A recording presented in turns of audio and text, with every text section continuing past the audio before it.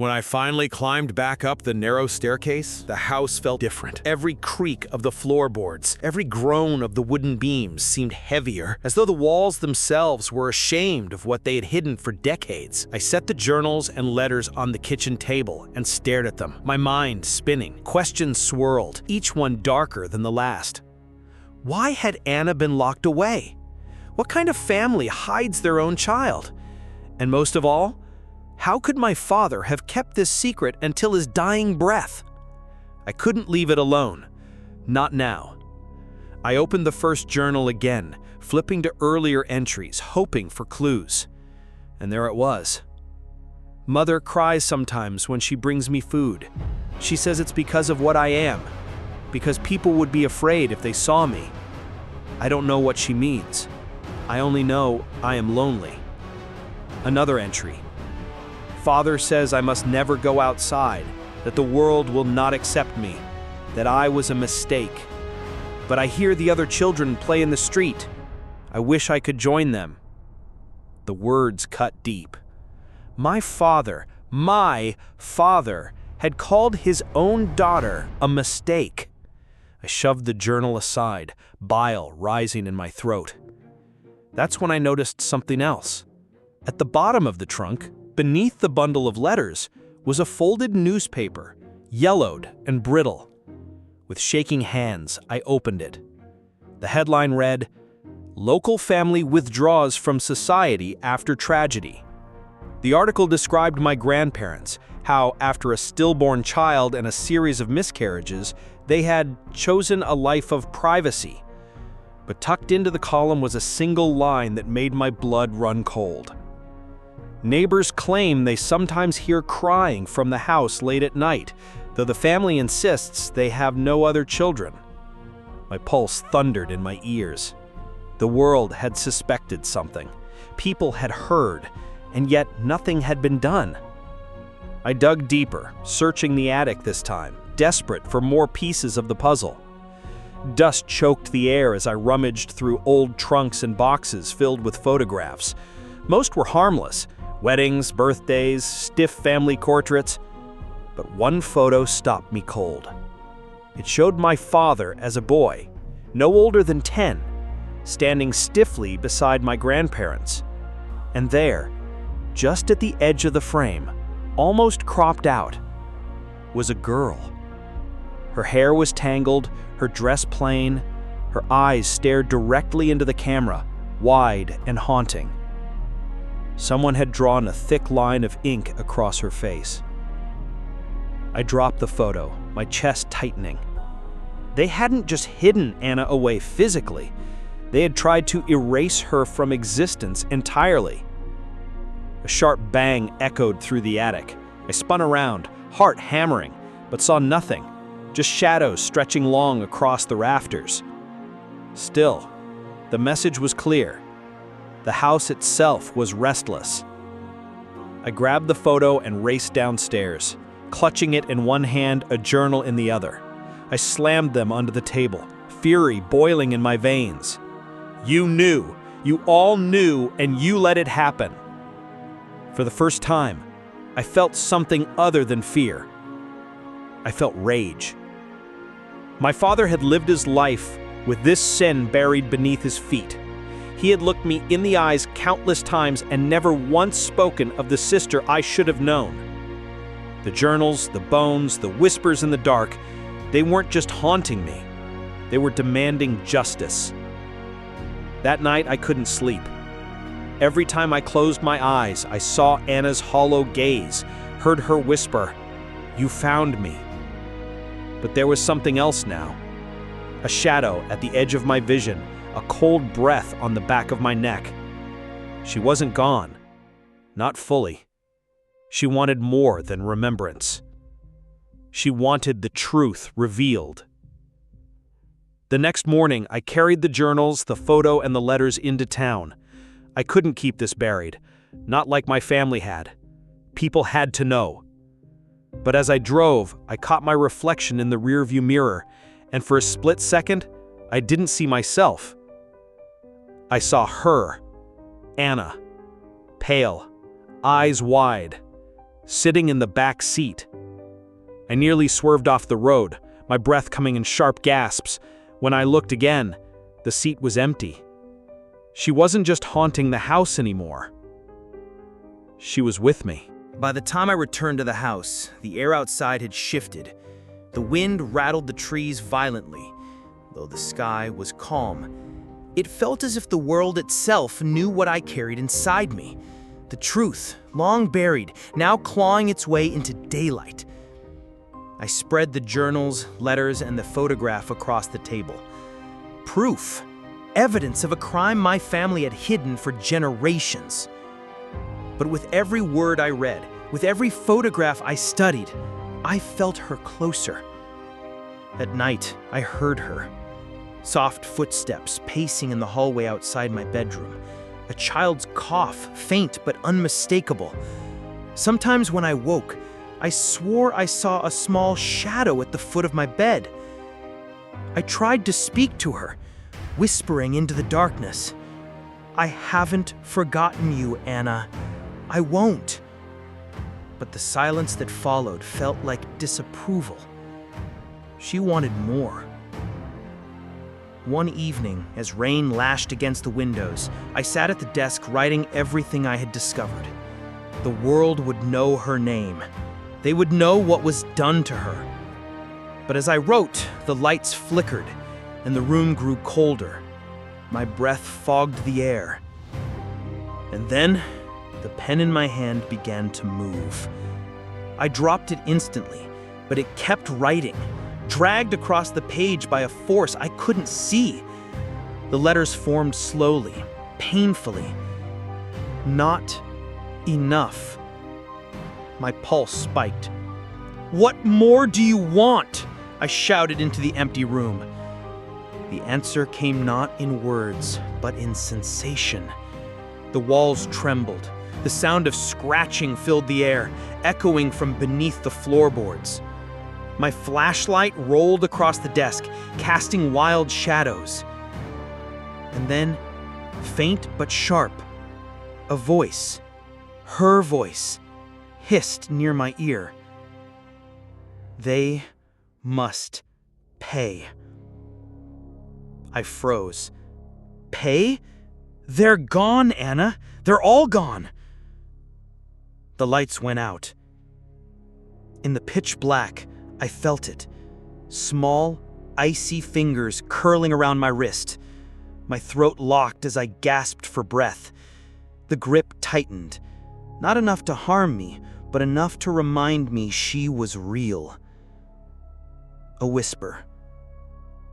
"Not all of them." My blood ran cold. She was right. There were still distant relatives, a cousin in the city, an uncle I barely spoke to.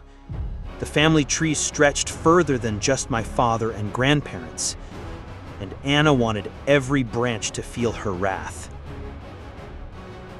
The next day, I couldn't focus. My phone rang repeatedly, friends checking in on me after I disappeared for days.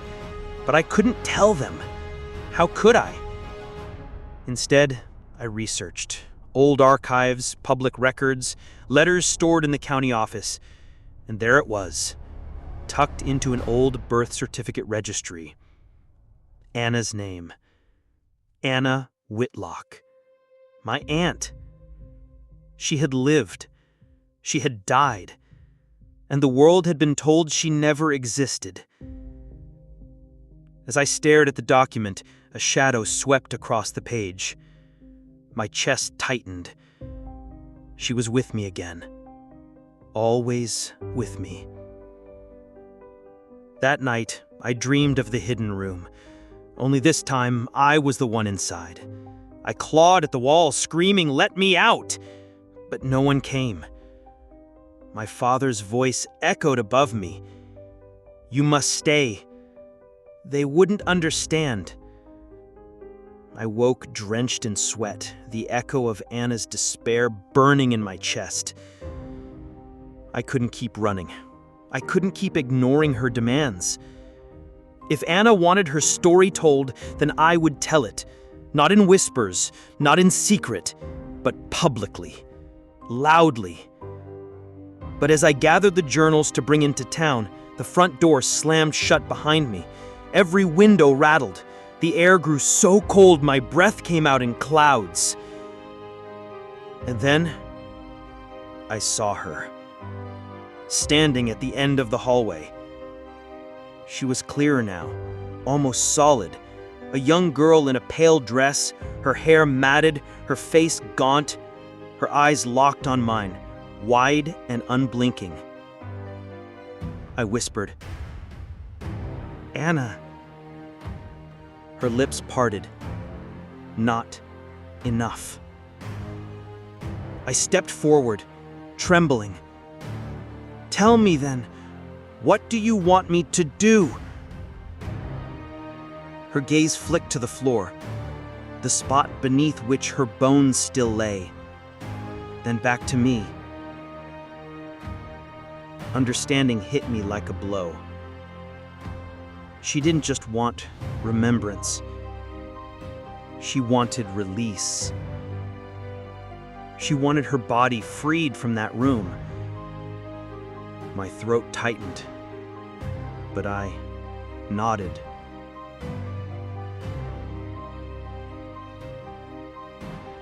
"I'll do it." The moment the words left my mouth, the air shifted. The cold eased, the light steadied, and Anna's figure faded once more, leaving only silence behind. But I knew she was still watching. Waiting. Subscribe now and join us for dark, thrilling, and suspense-filled stories that will keep you hooked till the very end. Don't forget to like, subscribe, and hit the bell icon so you never miss a new tale of mystery, secrets, and revenge. The storm had passed, but the house felt heavier than ever. Every step I took echoed with Anna's silence. Every shadow seemed to carry her presence. She hadn't spoken again since that night, but her meaning was clear. She wanted freedom. I gathered what I needed: shovels, gloves, a lantern. My hands trembled as I descended the narrow staircase once more, the stale air of the hidden room closing around me like a shroud. The journals still lay scattered across the desk. The words carved into the wall, "Let me out," seemed to glow faintly in the lantern light, as if urging me on. I knelt by the loose floorboards and pried them up, exposing the cavity beneath. The sight of the tiny bundle of bones made my stomach twist, but I forced myself to stay steady. "I'm sorry, Anna," I whispered, my voice breaking. "You won't stay here any longer." Carefully, reverently, I lifted what was left of her into my arms. The bones were impossibly light, wrapped in the remnants of the blanket she had once clung to for warmth. For a moment, I swore I felt the faintest breath against my chest, as though she were still there. I carried her up the stairs, each step echoing like a drumbeat in my skull. The house groaned around me, but the air felt calmer, expectant. Outside, the night was quiet. The moon cast a pale glow across the yard as I dug. The earth was heavy, resisting me, as though even the ground itself didn't want to let her go. But I kept going, sweat mixing with tears as I worked.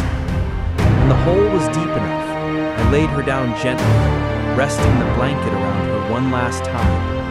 Beside her, I placed the journals, the letters, the photograph, her story, proof that she had lived. I whispered a prayer I hadn't spoken since childhood. My voice cracked with each word. "Rest now, Anna. You're free." The wind picked up, swirling through the trees, and for a moment, I thought I heard her voice again, soft, almost content. "Thank you." I covered the grave slowly, carefully, until the earth was smooth once more. Then I stood back, breathless, staring at the mound of soil that marked the place where Anna Whitlock finally rested in peace. But peace was not what followed. That night, as I lay in bed, I dreamed again. Not of the room, not of the walls, but of Anna herself. She stood at the foot of my bed, smiling faintly. She looked younger, healthier, no longer the withered ghost of the hidden room, but the child she had once been. She reached out her hand, and though I couldn't move, I felt warmth spread through me, a comfort I hadn't felt in weeks. And then she was gone. I woke with tears on my cheeks and sunlight spilling through the windows. For the first time since I'd found the staircase, the house felt lighter, as though a weight had finally been lifted. But the story didn't end there.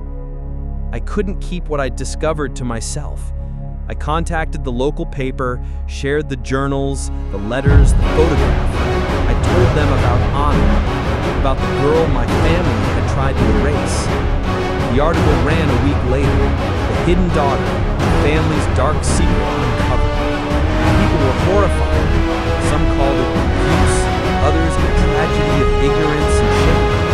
But everyone knew Anna's name now. She had been found. She had been remembered. And yet, some nights, when the house is quiet, I still hear her. A soft laugh in the hallway, a faint knock at the door of the hidden room. Not angry, not vengeful, just there. A reminder that some secrets never stay buried, and that sometimes the dead only rest when the living finally tell the truth.